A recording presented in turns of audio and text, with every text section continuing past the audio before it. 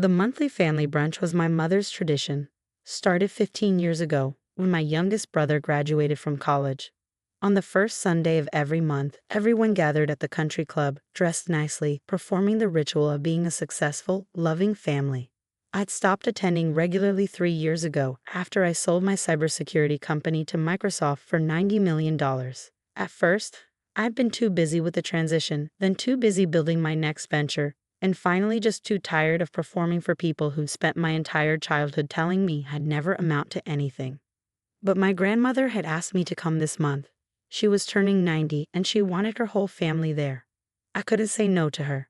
She was the only person in my family who believed in me, who had helped me pay for college when my parents said computer science was a waste of time for a girl. So I showed up in jeans and a nice sweater, driving the Honda I'd owned for 8 years because I didn't see the point in expensive cars.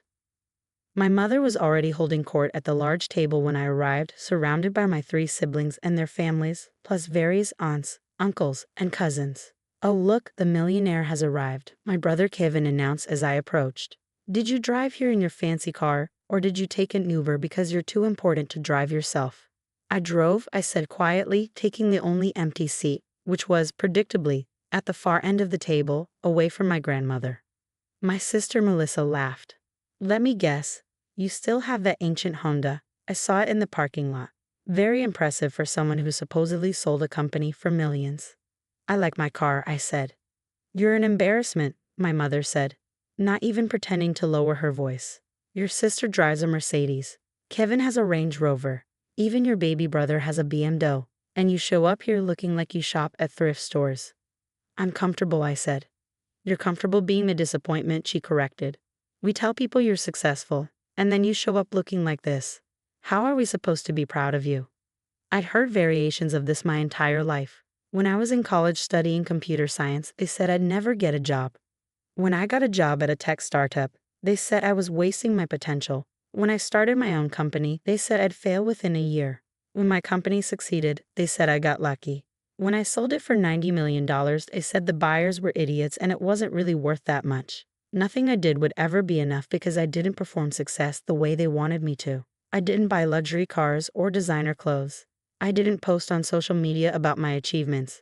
I just worked, saved money, invested carefully, and tried to build things that mattered. My grandmother caught my eye from across the table and smiled sadly. She knew. She'd always known. Brunch proceeded with the usual performances, Kevin bragging about his sales numbers at his father-in-law's real estate firm, Melissa talking about her husband's promotion at his law firm, and my younger brother Daniel showing off photos from his vacation to Bali, funded entirely by our parents. "What have you been up to?" my Aunt Linda asked me politely. Before I could answer, my mother interrupted. "She sits in her apartment writing code. Very glamorous, very impressive." "I'm developing a new platform for small business cybersecurity," I said. "It's going well." "Still playing with computers," Kevin said.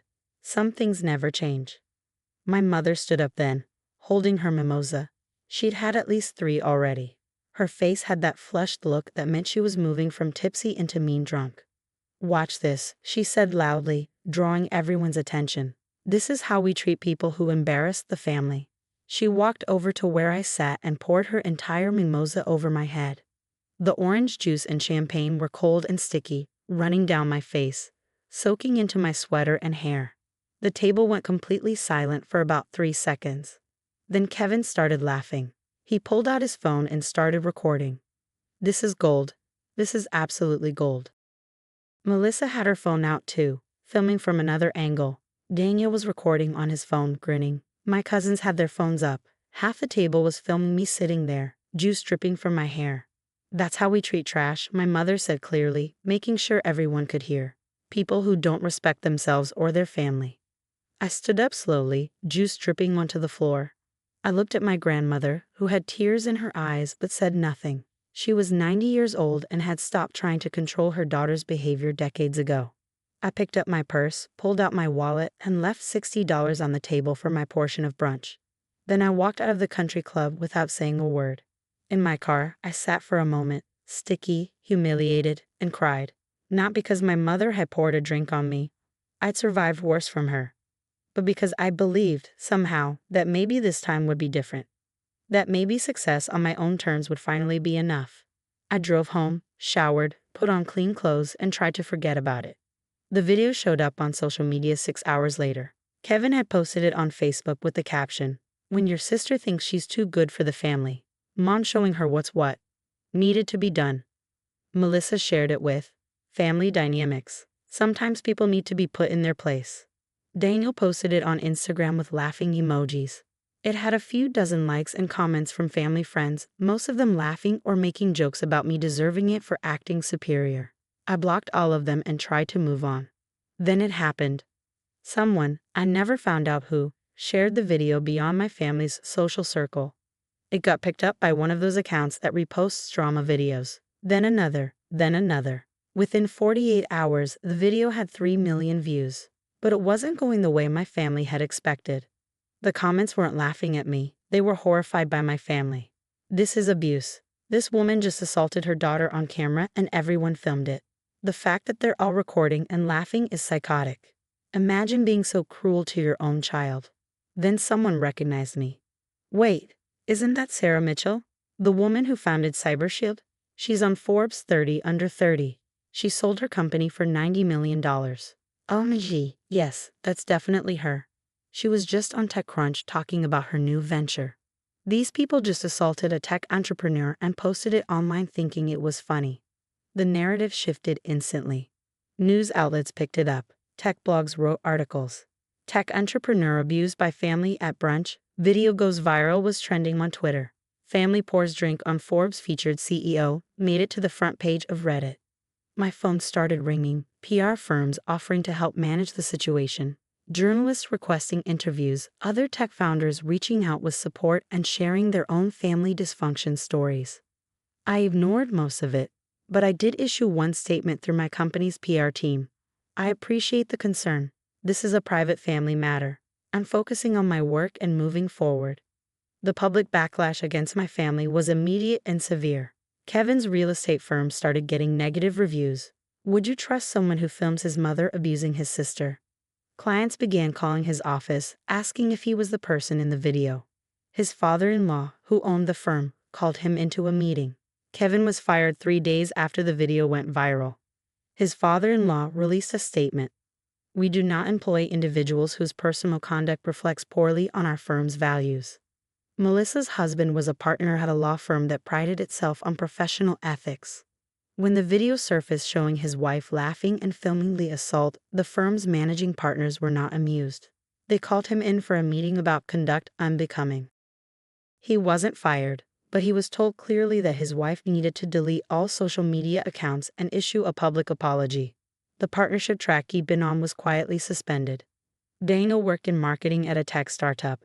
A startup where half the employees followed tech news and absolutely recognized me from Forbes, TechCrunch, and various conference talks.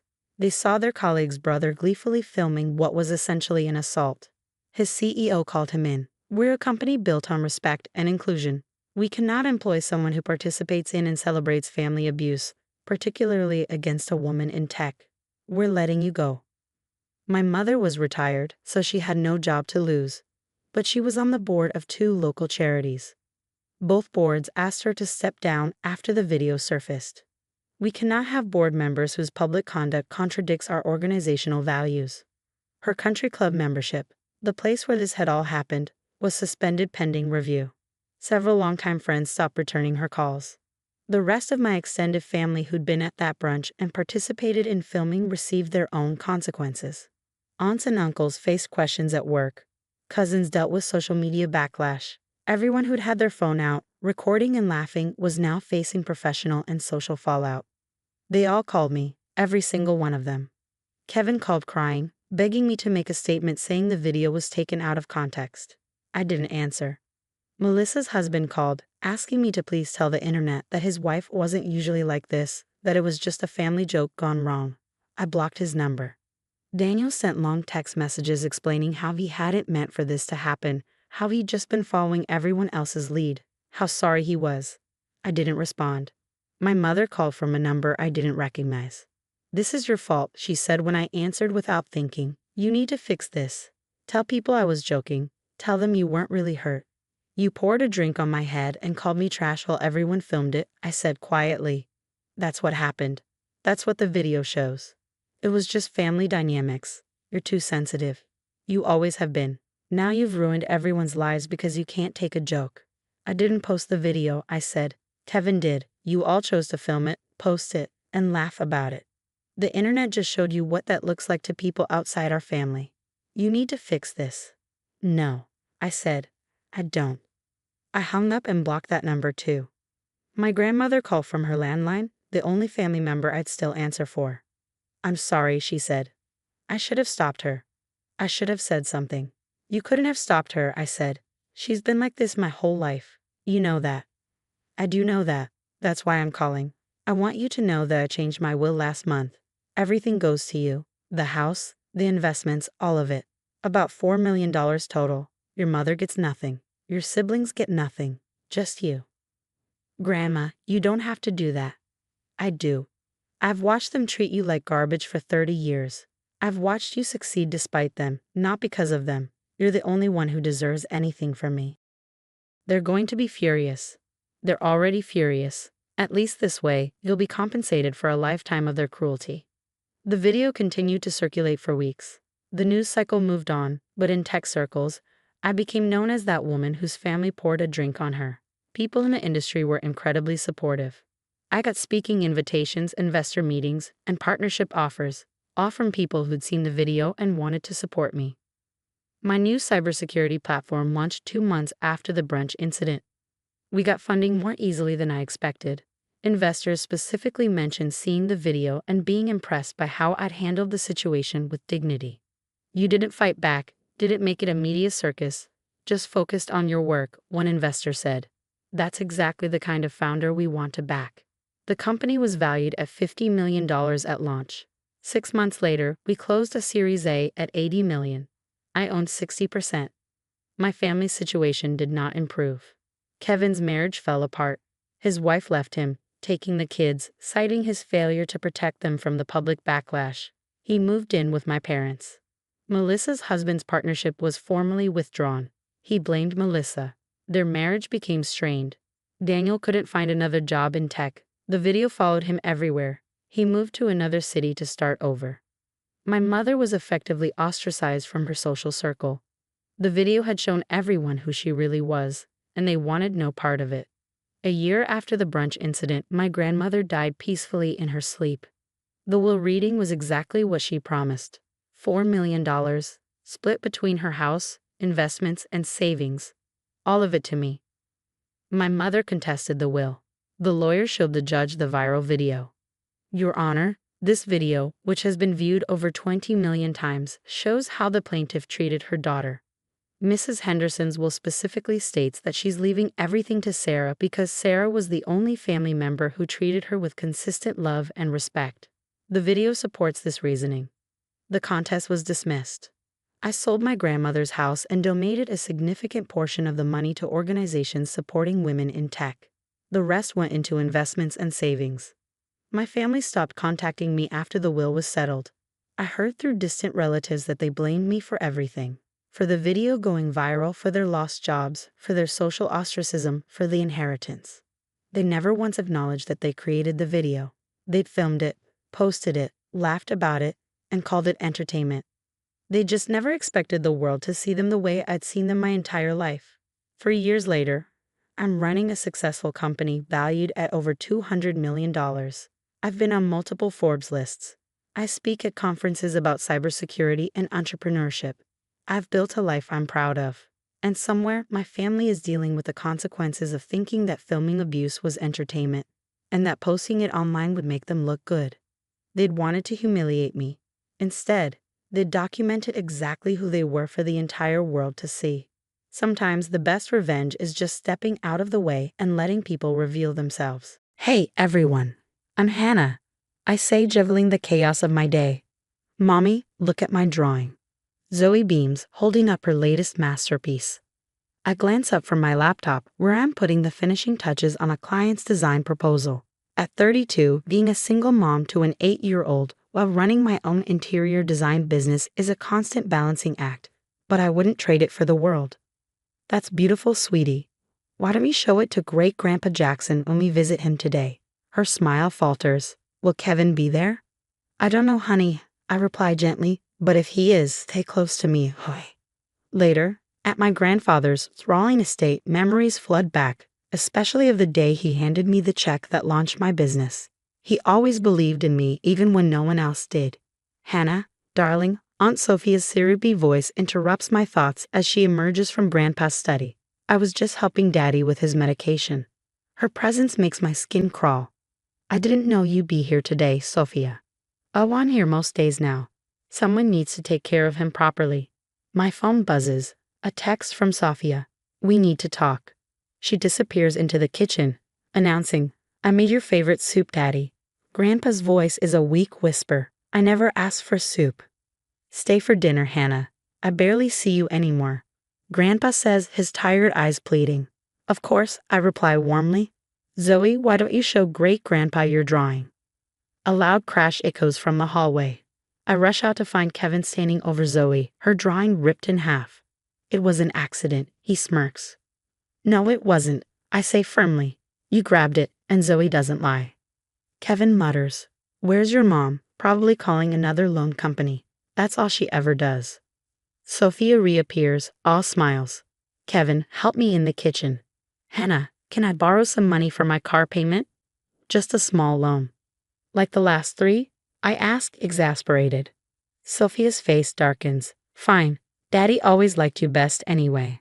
She storms off, but not before I catch her rifling through papers on Grandpa's desk. Later, after Zoe is asleep, my sister Sophia calls. Hannah, you won't believe what I found. Aunt Sophia has been writing checks from Grandpa's account and applying for loans in his name. I grip the phone tightly. How much? Enough to raise red flags. But Hannah, be careful. People desperate for money can be dangerous. Looking at Zoe's torn drawing on my desk, I realize this is no longer just about money. It's about protecting what's left of my family. The lawyer's office feels stifling during Grandpa Jackson's will reading. Tension crackles in the air as Mr. Thompson begins. To my beloved granddaughter, Hannah, and great-granddaughter, Zoe, I leave my estate, including the family mansion and the majority of my assets. Additionally, a substantial college fund has been established for Zoe's education.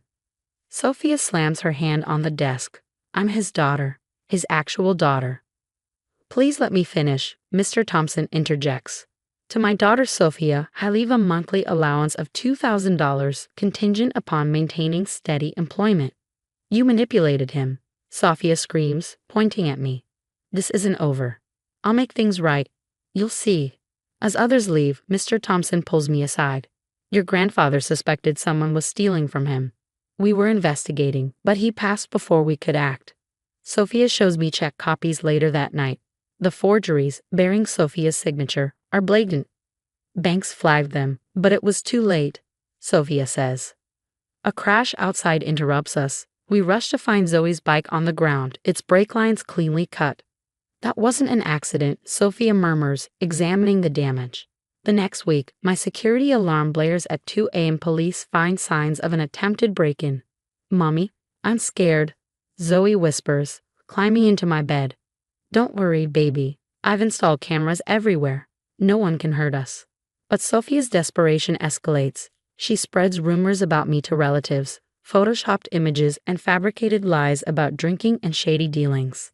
At the grocery store, she publicly accuses me of selling drugs. Keep talking, Sophia, I tell her calmly.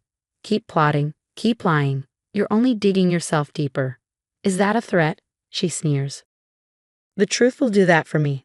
Later that night, as I review the security footage, I catch Kevin skulking around our yard. The audio picks up his shaky voice on the phone. Mom, I can't do this anymore. Breaking into their house. What if we get caught? I save the footage immediately. Sophia might not care about consequences, but they're coming, whether she's ready or not. Everyone, gather around for cake, I announce, putting the final touches on Zoe's birthday cake. I'll watch the kids by the pool, Sophia offers with that fake smile I've come to dread. Go ahead, finish up. I'll make sure they're safe. Something feels off, but before I can object, the kids are already heading outside. I rush to finish decorating, constantly checking the security monitor in the kitchen. The new camera system gives me a clear view while I work. Kevin, remember what we talked about? Sophia's voice crackles through the monitor. It'll look like an accident, just a little birthday roughhousing. Kevin hesitates, standing behind Zoe near the deep end of the pool. I can't swim very well, Zoe says, her voice trembling. That's the point, you little brat, Sophia hisses. Kevin, do it. Now. But Mom. Do it. I drop the frosting bag and spring outside. On the monitor, I see Kevin shove Zoe. There's a splash and then screams.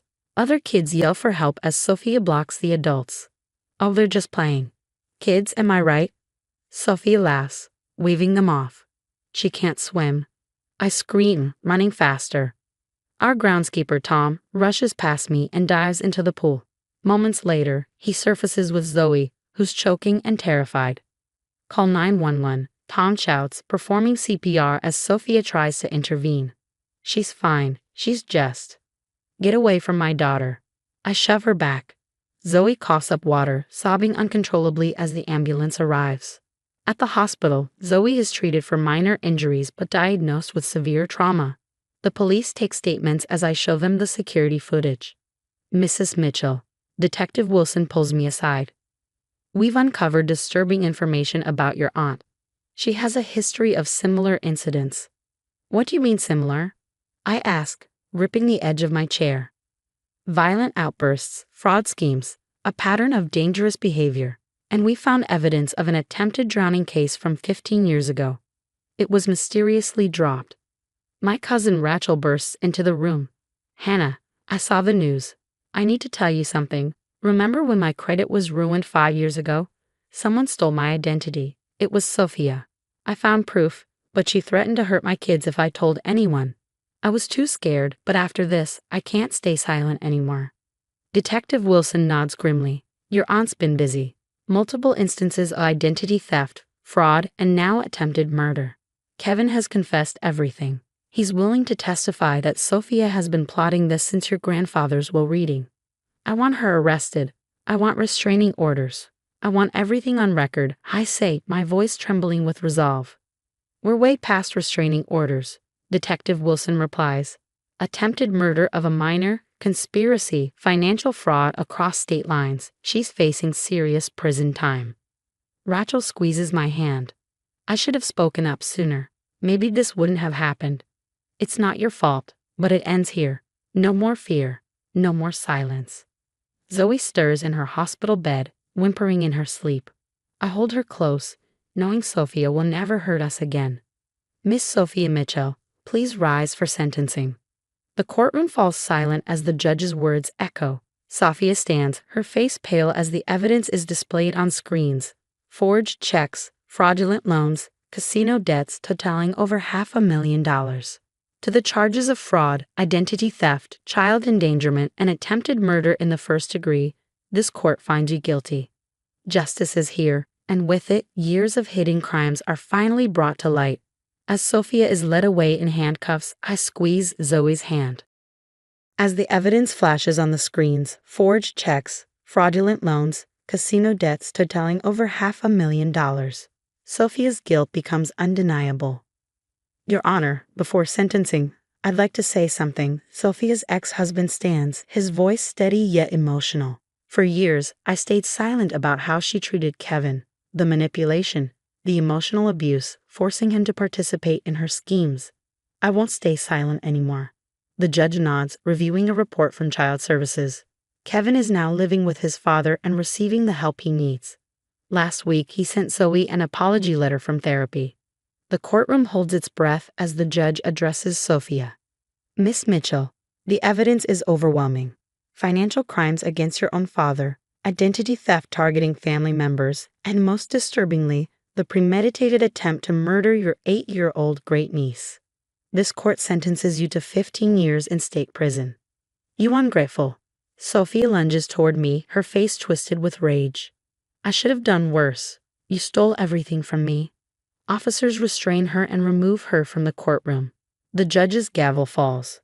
5 years pass like a dream. Zoe, now 13, stands proudly, her swim team medals gleaming under the sun. After months of therapy, she's turned her trauma into triumph. Watch this, Mom, she calls, executing a perfect dive into the same pool where she once nearly lost her life. Her coach beams. She's headed for state championships, he says proudly. The mansion feels different now. We've converted the East Wing into the Jackson Mitchell Foundation for Family Abuse Survivors.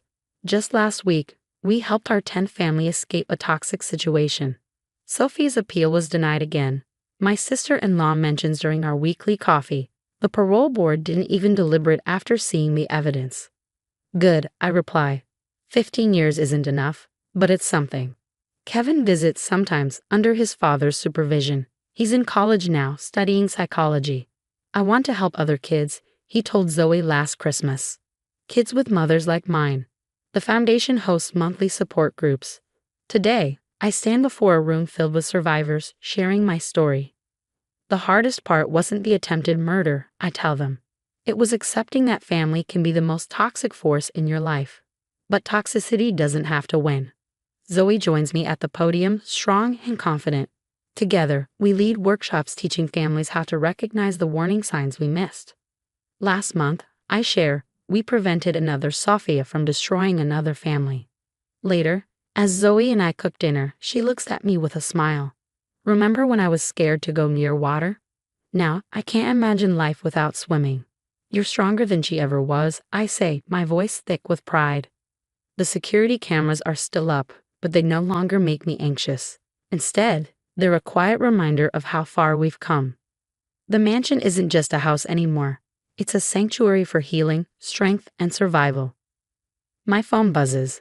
Another desperate family is reaching out to the foundation. As I read their story, so similar to ours, I feel a deep sense of purpose. Sophia's evil created something beautiful, a chance to help others escape what we endured. Ready for practice, Mom? Zoe appears in her swim team jacket, her eyes bright with determination. Always, baby. Always. Some people say forgiveness heals, but I disagree. Sometimes justice heals better than forgiveness ever could. What would you do if a family member tried to harm your child and steal your future? Would you show mercy if they apologize? Or would you pursue justice like I did? Sometimes the deepest wounds come from those who are supposed to protect us. I chose to turn my pain into purpose by helping other survivors. But everyone's path to healing is different. Share your thoughts in the comments below. Hi everyone, I'm Harper. Babe, it's positive. After 2 years, it's finally positive. I screamed, clutching the pregnancy test with trembling hands. Nathan rushed into the bathroom, his eyes wide with excitement. We're having a baby? We're actually having a baby. He picked me up, spinning me around as we laughed through our tears. For that moment, life felt perfect. Just last year, I was promoted to senior marketing executive at Thompson & Brooks, beating out my sister-in-law, Evelyn, for the position. Yeah, that Evelyn. The one who hasn't spoken a word to me outside of work meetings since. You know, she's been giving me the cold shoulder since I got the promotion, right? I told my friend Zoe over lunch in the break room. Girl, you should have seen her face when the announcement was made, Zoe said, shaking her head. I thought she was going to burst into flames right there in the meeting room. Honestly, I heard the only reason she's still here is because some of the board members are good friends with Nathan's parents. Speaking of the in-laws, Amelia and Robert chose that exact moment to stroll into the office, surprising Evelyn with lunch for the 3rd time that week. Oh, Harper, we didn't expect to see you here, Amelia said with a tight smile, her eyes quickly darting away from me. Classic Amelia, acting like she hadn't planned this. Later that evening, Nathan and I gathered everyone to share our exciting news. September 15th, I announced with a smile, that's our due date. The family's reactions were mixed. Nathan's parents did their best to look thrilled. But I could already see the gears turning in their heads, likely calculating how this news might overshadow Evelyn's spotlight. That's wonderful, Evelyn said, her voice flat. Her fiancé Lucas sat stiffly on our couch, looking like he was rethinking his life choices. Thoughtful of you to bring champagne, I remarked, noticing the bottle Evelyn had brought, despite knowing I couldn't drink. Oh, I completely forgot, she said, her smile saccharine. More for the rest of us, I suppose. Robert stood, raising his glass. To the newest addition to our family. Evelyn spent most of the dinner glued to her phone, typing furiously. She barely touched her food, and her silence hung over the table like a storm cloud. Don't let her get to you, Nathan whispered, squeezing my hand. This is our moment. If only I'd realized then what Evelyn's silence meant. If only I'd recognized the calculating look in her eyes as she pretended to smile. Later that night, Zoe texted me. Evelyn's being way too quiet about this. Keep your guard up, girl. I've got a bad feeling. Zoe was right. At Sunday dinner, Evelyn's voice rang out over the chatter. Everyone, Lucas and I have set a date for the wedding. She smiled brightly, waiting for everyone's attention before delivering the bombshell. September 15th. My fork clattered onto my plate. That couldn't be right. I looked at Nathan, who seemed frozen in place. But that's Harper's due date. Nathan finally spoke up, his voice uncertain. Is it? Evelyn pressed a hand to her chest, feigning surprise. Oh my goodness. Harper, we've already put down deposits, you understand, right? These venues are impossible to book. Are you kidding me? I could feel my blood pressure rising. We announced our date 6 months ago. Harper dear, Amelia chimed in with her signature condescension. Surely you can schedule your C-section for another day. Evelyn's wedding is such a special occasion. My C-section? Are you actually suggesting I reschedule my baby's birth for her wedding? You're being a bit dramatic, honey, Nathan murmured, touching my arm. Maybe we can work something out. My phone buzzed with a message from Zoe. You need to see this now. Attached was a screenshot of Evelyn's conversation with her wedding planner from 3 months ago. I want September 15th specifically. My sister-in-law thinks she's getting all the attention with her baby, but I'll show her who the family really cares about. Nathan, look at this. I shoved my phone at him. He glanced at it and shrugged. You know how Evelyn gets. She probably didn't mean it like that. Later that week, my biggest client suddenly pulled their account. The reason? They'd received an anonymous tip about my supposed unprofessional conduct. I knew exactly where that came from. Harper, you won't believe what I just overheard, Zoe said, pulling me into the break room. Evelyn's been telling everyone you got pregnant on purpose to steal attention from her engagement. Half the office thinks you're some psycho attention seeker. That night, more damning screenshots surfaced in the family group chat. Messages Evelyn had accidentally sent to Zoe instead.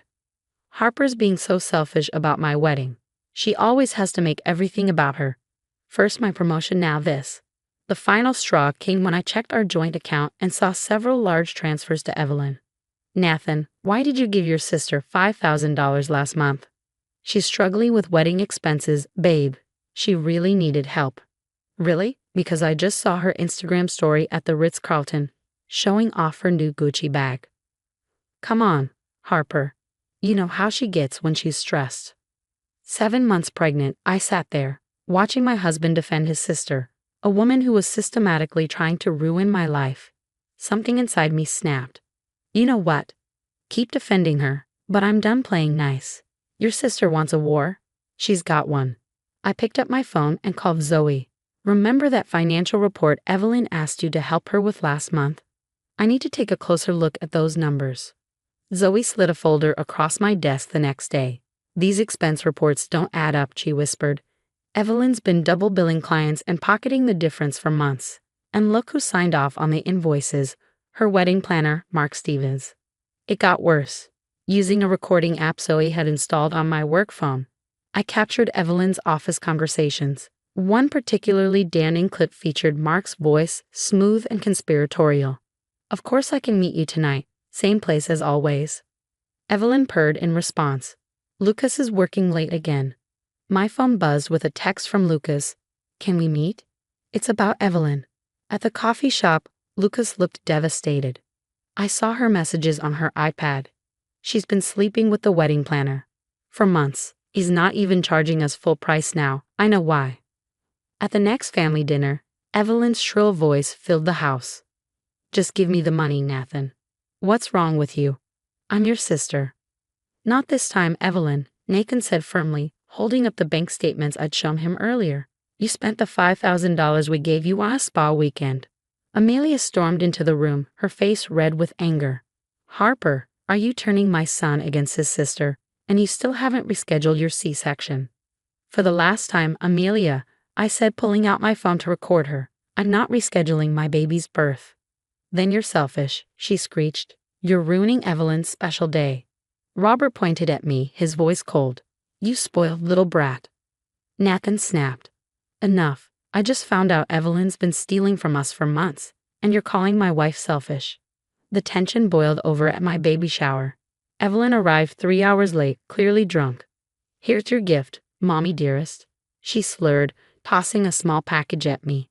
Evelyn, maybe you should sit down and drink some water, Zoe suggested. Maybe you should mind your own business, Evelyn snapped. You think I don't know you've been helping her spy on me? Lucas tried to calm her. Evelyn, please. Oh, shut up, Lucas. At least Mark appreciates me. The room fell silent. Lucas's face went white. Who's Mark? Amelia asked, her voice sharp. Lucas's reply was barely a whisper, her wedding planner, and apparently her boyfriend too. Evelyn's face twisted with fury. This is all your fault, she screamed, lunging at me. Nathan stepped between us, his voice booming. Don't you dare touch her. Get out. Now. Fine. Evelyn screamed, her face twisted with fury. But don't think this is over. I'll make sure everyone knows what a manipulative witch you are, Harper. She stormed out, knocking over the gift table and sending everything crashing to the floor. Zoe helped me into a chair, her eyes filled with concern. Are you okay, the baby? We're fine, I said, taking a deep breath. But I think it's time to send those financial records to HR. Already done, Zoe replied, her smile grim. I also sent copies to the police and a state licensing board for wedding planners. Turns out Mark Stevens has quite a history of fraud. Nathan knelt beside me, his voice heavy with guilt. I'm so sorry, babe. I should have seen who she really was sooner. I squeezed his hand. Better late than never, but this isn't over yet. What do you mean? Evelyn's wedding is in 3 days, and I have a feeling it's going to be unforgettable, just not the way she planned. 3 days later, Evelyn's world began to crumble. Get out of my house, Evelyn. It's over. Lucas's voice echoed through the neighborhood as her designer suitcases flew from the second-story window, spilling expensive clothes across the front lawn. At work the next morning, chaos erupted. Men in suits emerged from the elevator and headed straight for Evelyn's office. Evelyn Matthews, the lead auditor, asked. I'm from corporate audit. We need to discuss some irregularities in your expense reports. Her scream echoed through 3 floors. This is all Harper's fault. She set me up. The auditor raised an eyebrow and held up a stack of documents. These discrepancies go back 3 years, over $200,000 in fraudulent charges. Security escorted Evelyn out as she kicked and screamed. You're all going to regret this. Mark will vouch for me. Mark Stevens, he's already cooperating with authorities, the auditor replied calmly. Apparently he's been involved in wedding planning fraud across multiple states. As if on cue, my water broke just as Evelyn was being led away in handcuffs. She's beautiful, Nathan whispered, holding our daughter, Emma, for the first time. I'm so sorry about everything, Harper. I promise. We're done with all of them. Later, Amelia and Robert tried to visit the hospital. We're her grandparents, Amelia insisted. You can't keep us out. Watch me, Nathan said, blocking the door. After everything you've enabled, you think you deserve to be grandparents. 5 months later, life was sweet. Zoe had taken over Evelyn's old position, doubling her salary. Office gossip revealed Evelyn was now working at a mall kiosk and living in a tiny studio apartment after Lucas kept the house. Your parents called again. I told Nathan while feeding Emma. They said they're sorry and want to meet their granddaughter. What did you say? The same thing I always say. Actions have consequences. They chose Evelyn over us for years. They can live with that choice. Amelia had even cornered me at the grocery store last week. Please, Harper, we've lost everything. Our friends won't even speak to us after Evelyn's arrest made the news. We miss you all so much. You should have thought about that when you demanded I reschedule my C-section, I replied, walking away. Bye, Amelia. Christmas morning was peaceful. Just me, Nathan, Emma, and Zoe coming over later. No drama, no manipulation, no toxic family members. Nathan watched Emma, who was fascinated by the twinkling lights. You know, I got a text from Evelyn yesterday. Oh yeah. Another apology. Says she's changed and wants to make amends. She's in therapy now. And I blocked her number. Good. Some bridges aren't meant to be rebuilt. As I held Emma in my arms, I knew we'd made the right choice. Our little family was all we needed. Sometimes the best revenge isn't getting even. It's getting away and building something better. What would you do if a toxic family member sabotaged your life, marriage, and even pregnancy while playing the victim? Would you give them a second chance after they hit rock bottom and claim to change, or are some betrayals unforgivable? Share your thoughts in the comments below. Hi everyone, I'm Zoe from Boston. I'm a pediatric occupational therapist at Boston Children's Hospital, where I help kids overcome their physical challenges. My story is about how my father's new wife tried to tear our family apart, but karma had other plans. Ready for your session, Henry? I ask, adjusting the therapy equipment as my 8-year-old patient grins at me. Moments like these make my work so rewarding. Watch this, Miss Zoe. Henry beams, taking 3 steps without his walker. I clap enthusiastically. That's amazing. High five, buddy. His laughter fills the room, and I can't help but smile. Later, I meet my best friend Amy for coffee at our favorite spot near Boston Common. Your mom would be so proud of you, Zoe, Amy says, stirring her latte. It's been 3 years since Mom passed, and the ache hasn't faded. But I smile through it. Dad's been my rock, I say. Speaking of, he's coming to dinner tomorrow. How's he doing, living alone in that big house? Amy asks. Actually, I pause. He's been volunteering at the community center. Says it keeps him busy. The following week, Dad calls, sounding unusually cheerful. Zoe, I met someone, he announces. Her name's Evelyn Williams. She runs the center's fundraising committee. I'm happy for him, truly. Mom would want him to find joy again. But things start moving too fast. Evelyn is always around, her presence growing like ivy on the walls. One evening, I stop by Dad's house unannounced. Zoe, what a surprise, Evelyn says, opening the door like she owns the place. Her smile doesn't reach her eyes. Inside, I notice something off. Where's Mom's crystal vase? I ask, pointing to the empty spot on the mantel. Oh, that old thing. It was collecting dust, Evelyn replies dismissively. I put it somewhere safer. Dad emerges from his study. Evelyn's been helping reorganize, he says, oblivious. The house needed updating. I bite my tongue. 3 weeks later, over dinner, Dad drops the bombshell. Evelyn and I are engaged. Her kids, Madison and Jack, will be moving in next month. My fork clatters onto my plate. Engaged? Dad, you've known her for 6 weeks. When you know, he replies dreamily. Evelyn's amazing with finances too.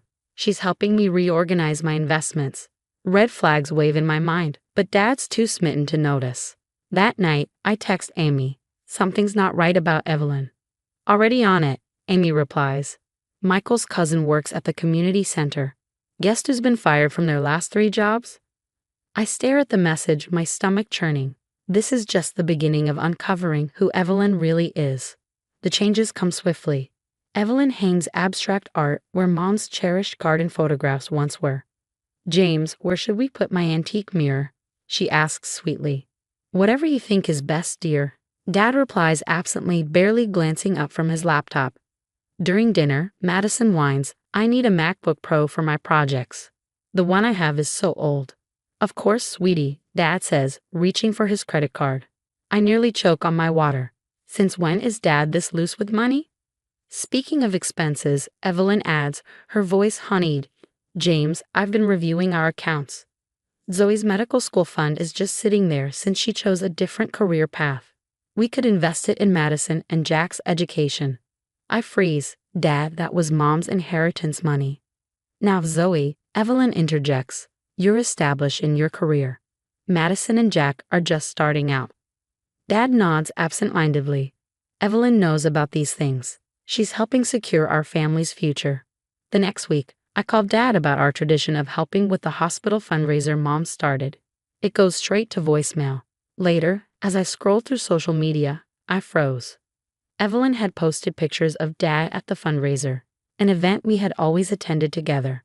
He was smiling, posing with Evelyn and her kids like they were a picture-perfect family. A text buzzed in from Evelyn shortly after.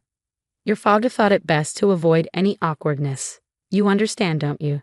I didn't reply. Thanksgiving arrived and I showed up early, as always, ready to help cook. I held Mom's sweet potato casserole just like I did every year, but when Evelyn answered the door, her expression was one of exaggerated surprise. "Oh, Zoe, didn't you get my message? We moved dinner to 2 p.m. Everyone's finished eating." Stunned, I stood in the doorway as the smell of roasted turkey and spiced cranberry sauce filled the air. Through the dining room window, I saw Dad laughing with Evelyn's entire extended family. "There are some leftovers in the kitchen," Evelyn said sweetly. "You can eat in your old room if you'd like some quiet time." The words stung, but I said nothing. That night, restless and fueled by suspicion, I logged into Dad's email. He'd never changed the password Mom set. What I found made my blood run cold. Investment statements showing large transfers to accounts I didn't recognize. The next day, I showed the documents to Amy. Her face darkened as she pulled up her research. "She's a professional con artist," Amy declared, sliding a stack of printed records across the table. "Look at these court filings. 3 different families, Zoe, same exact pattern. She marries wealthy older men, isolates them from their children, and drains their accounts." Michael joined the investigation, his voice tight with anger. "My cousin at the community center said Evelyn was asking about your dad's finances before she even met him. This wasn't random. I started documenting everything: the missing family heirlooms, the unexplained account transfers, and Evelyn's increasing control over Dad's life. But every time I tried to confront Dad, Evelyn was there, always one step ahead. "James, I'm worried about Zoe's obsession with our finances," she'd say, her voice dripping with concern. "My therapist friend says this behavior often stems from unresolved grief. Maybe she needs professional help." Dad looked at me with pity. "Honey, I know losing your mom was hard, but Evelyn's family now. Try to let go." What Evelyn didn't realize was that I wasn't about to back down. I had 3 things in my corner: stubborn determination, friends in high places, and a very interesting email from her ex-husband's lawyer. Game on, Evelyn. The email led me to Mia Roberts, a former coworker of Evelyn's at Morgan Financial in Chicago.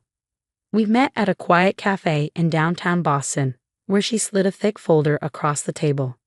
"Evelyn Williams isn't her real name," Maya said, her voice low. "She's Evelyn Blackwood. And she's have 4 other last names, too." The folder contained everything: termination letters, police reports, and photos. Evelyn had worked at 3 major financial firms, each time leaving under suspicion of fraud. "She targets wealthy widowers," Mia explained, leaning closer. "By the time they realize what's happened, the money's gone. Check your father's retirement accounts." That night, I opened Dad's old laptop, which he'd left at my place months ago. My heart pounded as I accessed his retirement portfolio. What I saw was devastating: massive transfers to an offshore account. Over $2 million had vanished in just a few months. As I helped Henry navigate another therapy session, my phone buzzed with a text from Michael. "You need to see this. Jack just got expelled from Bradford Prep. Dad paid $50,000 to keep it quiet." My heart sank as I typed back. What happened? "He hacked the school's grading system and sold test answers. Madison was involved, too," Michael replied. This wasn't just about Evelyn anymore. It was unraveling into a full-blown disaster. Determined to uncover the full truth, I dug deeper into Evelyn's past. The stories I found followed the same chilling pattern: whirlwind romance, isolation of the spouse, financial drain, and eventual disappearance. One story stood out: Robert Chen in San Francisco, a man who had escaped her clutches. We connected over video chat. "She almost destroyed my family," Robert said, his expression grim. "She had access to all my accounts, transferring money daily. My daughter discovered it, just like you. But Evelyn's clever. She manipulates her victims into feeling too ashamed to press charges." The next day, Dad called, his voice hesitant. "Zoe, Evelyn thinks it's time we update my will. You understand, right? Madison and Jack need security." My stomach dropped. She was almost at the finish line. But Evelyn had made a critical mistake at her previous job at Boston Capital Group. I contacted their head of security, Ms. Miller, who responded immediately. "We've been building a case," she said. "Evelyn Blackwood's activities fit a pattern, and we're investigating multiple victims across 5 states." I provided all the evidence I had: bank transfers, Mia's files, and the documented behavior patterns.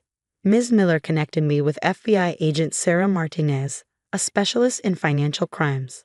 You're not alone, Agent Martinez assured me. We've linked her to over $15 million in fraud, but we need fresh evidence. That weekend, I noticed Evelyn's brand new luxury car. The dealership paperwork, conveniently left in Dad's office, confirmed my suspicions. As I photographed it, Evelyn appeared in the doorway, her smile icy. Looking for something? She asked coolly. Just Dad's old fishing photos, I replied evenly, though my heart raced. Evelyn stepped closer, her voice lowering.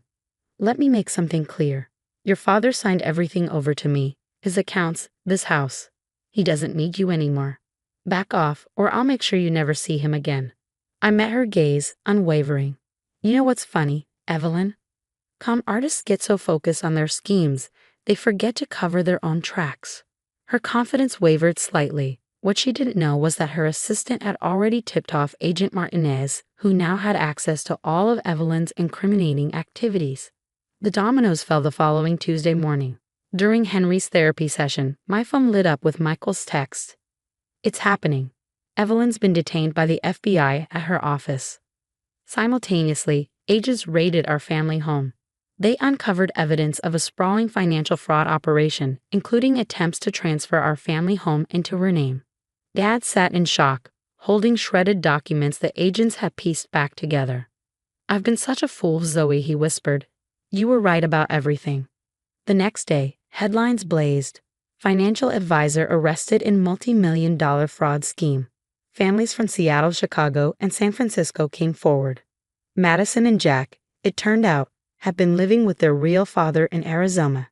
They weren't even in high school but working as Evelyn's accomplices. The FBI recovered most of Dad's money, thanks to Evelyn's assistant's meticulous records. 6 months later, I stood on stage at Boston Children's Hospital, accepting the Reynolds Award for Excellence in Pediatric Therapy. In the audience, Dad smiled proudly. Slowly but surely, we were rebuilding our relationship. At Thanksgiving, I hosted dinner in my downtown apartment. Amy brought her famous apple pie, Michael recreated Grandma's stuffing, and Dad brought Mom's sweet potato casserole. As we raised our glasses of sparkling cider, Dad toasted, to the family we choose and the ones who choose us. I looked around the room at the people who stood by me during the darkest times. This was real family. Meanwhile, Evelyn faced 25 years in federal prison with no chance of early release. What would you have done if you discovered your parents' new spouse was secretly stealing their life savings? Would you quietly gather evidence like I did or confront them immediately? Share your thoughts in the comments, because knowing you're not alone is the first step to fighting back.